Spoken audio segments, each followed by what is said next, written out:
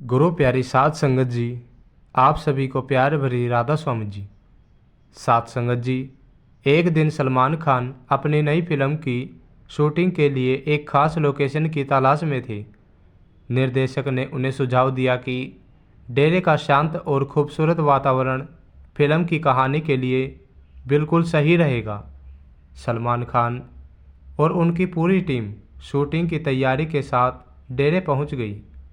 जैसे ही शूटिंग का सेटअप शुरू हुआ, कैमरे और लाइट्स लगाए जाने लगे, तभी वहां के सेवादार आ गए।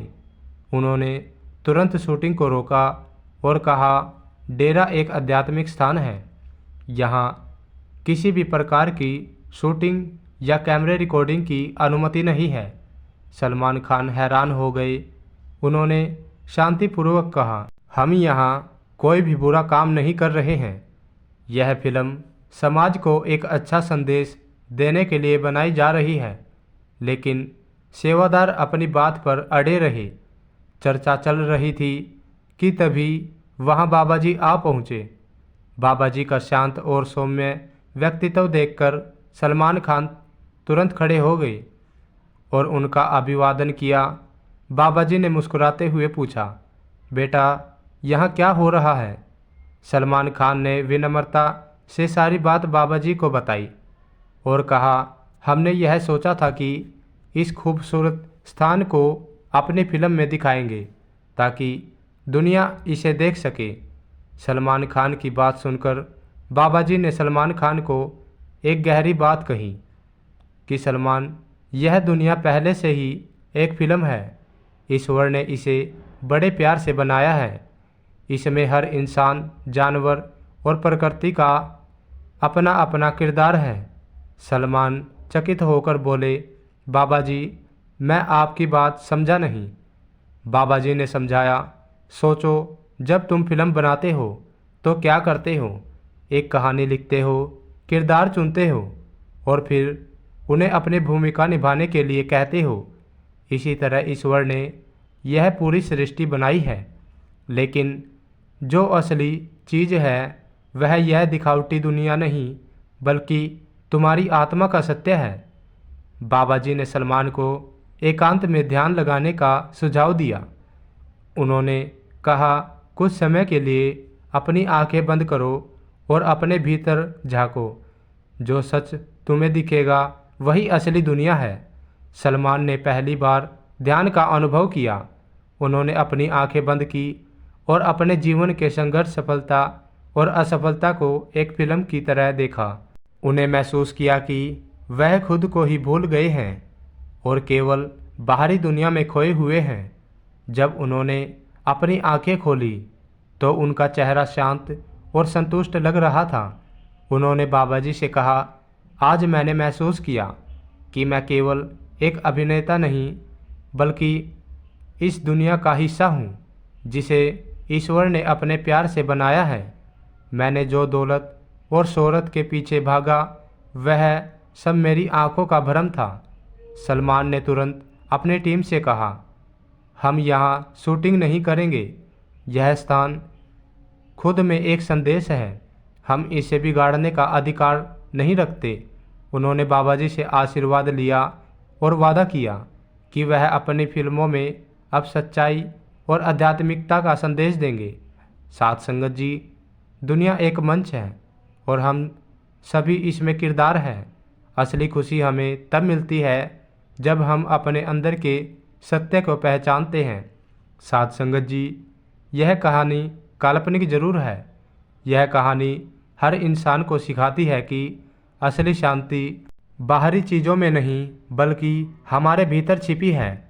साथ संगत जी, एक बहुत गरीब दुकानदार था। उसका गुजारा नहीं होता था। अचानक से एक दिन एक महात्मा उसके पास आए। उस दुकानदार ने बड़े प्रेम से उनकी सेवा की। उनकी सेवा से जब वह महात्मा प्रसन्न हुए तो उस दुकानदार ने आंखों में आंसू भरते हुए उन महात्मा जी से प्रार्थना की कि मैं बहुत गरीब हूँ, मेरे इस कमाई से गुजारा नहीं होता। मेरे बच्चों को एक समय का खाना मिलता है, एक समय वह भूखे ही रहते हैं। मैं क्या करूं? अगर आप मुझ पर थोड़ी कृपा करें तो आपकी बहुत मेहरबानी होगी। वह महात्मा जी मेहरबान हो गए और दुकानदार को कहने लगे कि मेरे पास एक पारस है, मैं तुम्हें वह पारस 3 महीने के लिए दे देता हूँ। इतने समय में तुम उस पारस से लोहे का जितना सोना बनाना चाहो बना लेना। महात्मा तो उस दुकानदार को वह पारस देकर कृपा करके चले गए, लेकिन जीव का भाग्य तो खुद उसके ही हाथ में है। अगले दिन वह गरीब दुकानदार बाजार गया और उस दुकानदार से पूछा कि भाई, लोहे का भाव क्या है? पहले तो 5 रुपये मन था, अब 7 रुपये मन हो गया है। वह गरीब दुकानदार बोला कि मुझे घाटे का सौदा नहीं करना। उस मूर्ख को इतना भी नहीं पता कि 1 मन सोने का भाव कितना है। वह बोला, जब 5 रुपये मन हो जाएगा मैं तभी खरीदूंगा। वह ऐसे ही खाली हाथ लौट गया। दूसरे महीने वह फिर बाजार गया और फिर पूछा, भाई, लोहे का भाव क्या है? दुकानदार ने कहा, लाला जी, भाव तो पहले से बढ़ गया है। मैं फिर बोला, जब 5 रुपये मन होगा तभी खरीदूंगा। वो भले मानुस, महंगाई बढ़ रही है, कट नहीं रही। तीसरे महीने वह फिर बाजार गया। लोहे का भाव पूछा तो दुकानदार ने कहा, भाई, रेट तो पहले से भी बढ़ गया है, अब 15 रुपये मन हो चुका है। वह खाली हाथ ही घर वापस आ गया। इतने में 3 महीने पूरे हो गए तो उस महात्मा ने सोचा कि चलो जाकर अपना पार्सल ले आए। उस दुकानदार ने तो बड़े बड़े आलीशान मकान बनवा लिए होंगे, लेकिन जब महात्मा उसकी दुकान पर आए तो वह देखकर हैरान रह गई। वही टूटी फूटी सी दुकान, वही पुराना सा मकान। महात्मा अपना पारस लेकर वापस चले गए। साध संगत जी, यही मिसाल हम पर घटती है। मनुष्य जन्म पारस है, संत महात्मा कुल मालिक है, जिसने हम पर कृपा करके हमें पारस जैसा मनुष्य जन्म दिया है। हमारे अंदर खुद कुल मालिक अकाल पुरुष बैठे हैं। हम संसार के बाकी सभी कामों की ओर ध्यान देते हैं, लेकिन परमपिता परमात्मा से मिलाप को टालते रहते हैं।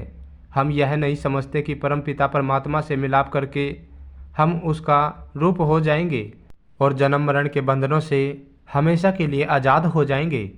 अगर हम मनुष्य जन्म पाकर अंतर में तरक्की करके परमात्मा से मिलाप नहीं करेंगे तो हमसे ज़्यादा खोटे भाग्य वाला और कौन हो सकता है।